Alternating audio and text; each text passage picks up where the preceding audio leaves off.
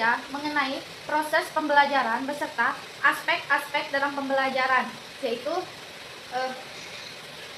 proses pembelajaran adalah perjalanan yang kompleks dan dinamis yang melibatkan interaksi antara peserta didik dengan pengajar atau guru, materi pembelajaran, dan lingkungan belajar. Nah, hal ini bukan sekedar transfer informasi dari guru ke siswa, tetapi merupakan proses aktif di mana peserta didik membangun makna dan pemahaman mereka sendiri. Nah, proses ini bersifat individual dan kontekstual, dipengaruhi oleh latar belakang, minat, dan kebutuhan masing-masing peserta didik. Nah, adapun aspek-aspek krusial dalam pembelajaran, yaitu yang pertama itu ada tujuan pembelajaran atau learning objective. Tujuan pembelajaran yang jelas dan terukur sangat penting. Tujuan ini memberikan arahan dan fokus bagi proses pembelajaran, membantu pengajar merancang kegiatan yang relevan, dan memungkinkan peserta didik memahami apa yang diharapkan dari mereka. Nah, yang kedua yaitu ada peserta didik. Peserta didik adalah pusat dari proses pembelajaran. Memahami karakteristik kebutuhan, gaya belajar, dan latar belakang peserta didik. Sangat penting untuk merancang pengalaman belajar yang efektif. Nah, selanjutnya yang ketiga yaitu pengajar. Pengajar atau guru berperan sebagai fasilitator, motivator, dan pembimbing dalam proses pembelajaran. Pengajar atau guru yang efektif mampu menciptakan lingkungan belajar yang kondusif, serta memberikan dukungan yang tepat dan menginspirasi peserta didik atau siswa untuk belajar. Nah, yang keempat itu ada materi pembelajaran atau learning content. Materi pembelajaran harus relevan, akurat, dan sesuai dengan tujuan pembelajaran dan tingkat pemahaman peserta didik. Materi yang disajikan dengan cara yang menarik dan mudah dipahami akan meningkatkan efektivitas pembelajaran. Nah, yang kelima yaitu ada metode dan strategi pembelajaran. Metode dan strategi pembelajaran yang digunakan harus sesuai dengan tujuan pembelajaran. Karakteristik peserta didik, dan materi pembelajaran. Variasi metode pembelajaran dan strategi dapat menjaga minat peserta didik dan mempromosikan pemahaman yang lebih mendalam dari peserta didik tersebut. Nah, yang keenam yaitu sumber belajar. Sumber belajar dapat berupa buku, artikel, video-video, website, atau sumber lainnya yang mendukung proses pembelajaran. Sumber belajar yang beragam dapat memperkaya pemahaman belajar peserta didik atau siswa tersebut. Nah, yang ketujuh yaitu ada lingkungan belajar. Lingkungan belajar mencakup aspek fisik seperti ruang kelas, fasilitas, dan psikologis atau iklim kelas, interaksi sosial. Lingkungan belajar yang kondusif akan menciptakan suasana yang nyaman dan mendukung proses pembelajaran. Nah, yang selanjutnya itu ada penilaian. Penilaian merupakan bagian integral dari proses pembelajaran. Penilaian formatif selama pembelajaran membantu proses pengajar atau guru memantau kemajuan peserta didik atau siswa tersebut dan memberikan umpan balik yang tepat. Penilaian sumatif atau di akhir pembelajaran digunakan untuk mencapai tujuan pembelajaran tersebut.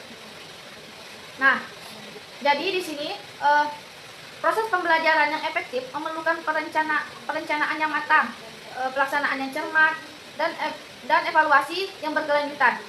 Dengan memperhatikan semua aspek-aspek tersebut, kita dapat menciptakan pengalaman belajar yang bermakna dan memberdayakan peserta didik atau siswa tersebut untuk mencapai potensi yang penuh dari mereka. Nah, kedua yaitu perbedaan antara pendekatan pembelajaran, model pembelajaran, strategi pembelajaran, dan metode pembelajaran yaitu. Nah, yang pertama yaitu ada pendekatan pembelajaran. Pendekatan pembelajaran adalah kerangka konseptual yang digunakan oleh guru untuk mengembangkan strategi pembelajaran. Nah, hal ini mencerminkan cara pandang guru terhadap siswa dan proses belajar mengajar. Contohnya pendekatan konstruktivis di mana siswa aktif membangun pengetahuan mereka sendiri melalui pengalaman dan interaksi. Nah, yang kedua itu model pembelajaran.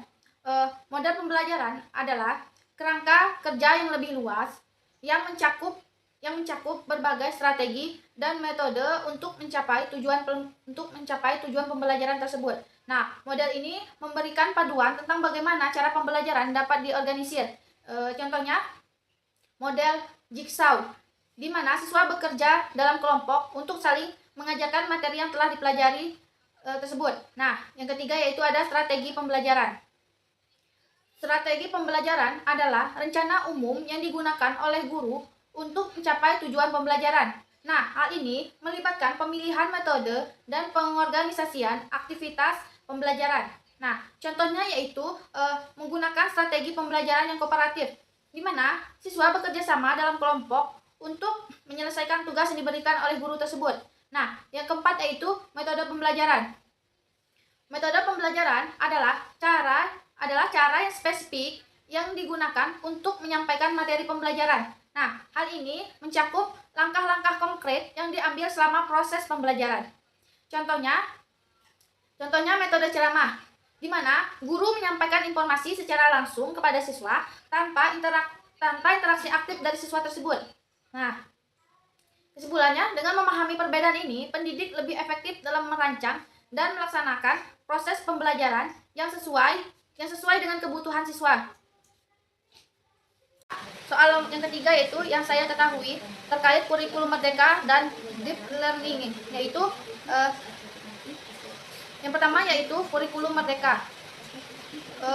Kurikulum merdeka adalah inisiatif pendidikan Indonesia yang diluncurkan untuk memberikan fleksibilitas dalam proses belajar mengajar, terutama setelah dampak pandemi atau COVID-19. Karakteristik utama dari kurikulum merdeka meliputi yang pertama yaitu kurikulum ini lebih menekankan pada materi yang esensial sehingga siswa dapat mendalami konsep-konsep penting dan meningkatkan kompetensi dasar seperti literasi dan numerasi. Yang kedua yaitu pembelajaran berbasis proyek. Siswa terlibat dalam proyek yang mendorong pengembang atau soft siklus dan karakteristik sesuai dengan profil pelajar Pancasila. Nah, yang ketiga itu fleksibilitas. Guru memiliki kebebasan untuk menyesuaikan metode dan perangkat ajar sesuai dengan kebutuhan dan konteks lokal siswa, memungkinkan pendekatan pembelajaran yang lebih profesional. Nah, kurikulum merdeka bertujuan untuk menciptakan pengalaman belajar yang lebih relevan dan menyenangkan bagi siswa, serta mendukung pembelajaran pasca pandemi. Nah, yang kedua yaitu deep learning. Pengertian deep learning adalah pendekatan dalam pembelajaran mesin. Nah, yang menggunakan jaringan saraf tiruan untuk menganalisis data dalam konteks pendidikan. Deep learning merujuk pada proses pembelajaran yang mendalam di mana siswa tidak hanya mengingat informasi, tetapi juga memahami, menggali, menganalisis, dan menerapkan pengetahuan tersebut dalam situasi baru. Yaitu, yang pertama yaitu siswa didorong untuk menjelajahi materi secara mendalam, menghubungkan konsep-konsep, dan menerapkannya dalam konteks yang berbeda. Nah, yang kedua yaitu keterlibatan aktif.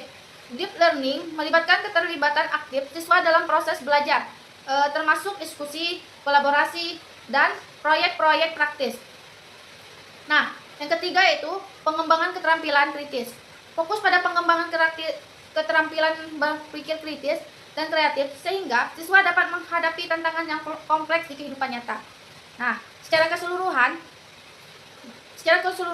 baik kurikulum merdeka atau deep learning berfokus pada proses pembelajaran, proses pengembangan kompetensi siswa dengan cara lebih interaktif dan relevan.